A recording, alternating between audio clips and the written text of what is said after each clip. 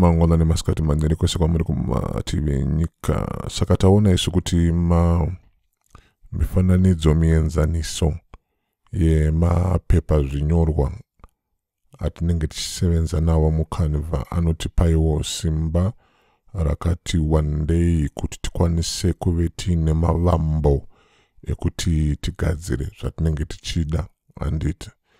Saka kana imi mine imwe mibvunzo yamunemi nayo kunyasi kwechionekwa chino munogona kuti pawo ningi imwe mibvunzo isusu toipindura nekugadzira chidzidzo chekuti muzive kuti zvinoitwa sei nerurimi rwaamai kuti zvikurumidze kupinda mupfungwa dzedu. Saka tikauya isu panapa pakanzipo all your designs ndipo panopfimbikwa urongwa hwedu watakashanda kana kuti watiri kutoshanda nawo muCanva nguva nenguva handiti. Kana uchisenzawo nevamwe vanenge vari kumativi edzimwe nyika kana kure newe panoitawo pfimbi ino yakanzi yo shared with you. Pari zvino ndiri ndega ndosaka pasina aurongwa pano. Tikadzikawozve panyasi panapa pakanzipo all folders pane pfimbiwozve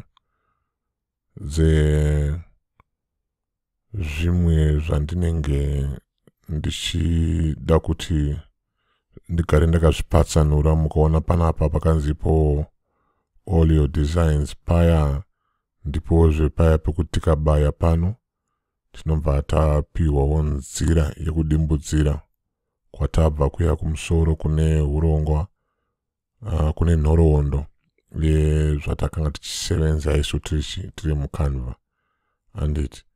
Tikadzokazve pano pamafolders panapa tinogona kugadzira isu pfimbi itsva nguva nenguva.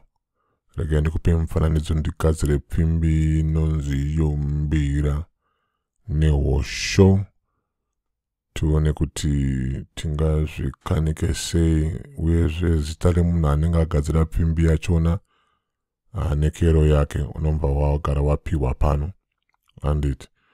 Saka tagadzira pfimbi yambira nehosho hapana chirimo, asi tikauya kuno kune mitsara yeningi yepfimbi dzedu tiri kuona mbira nehosho.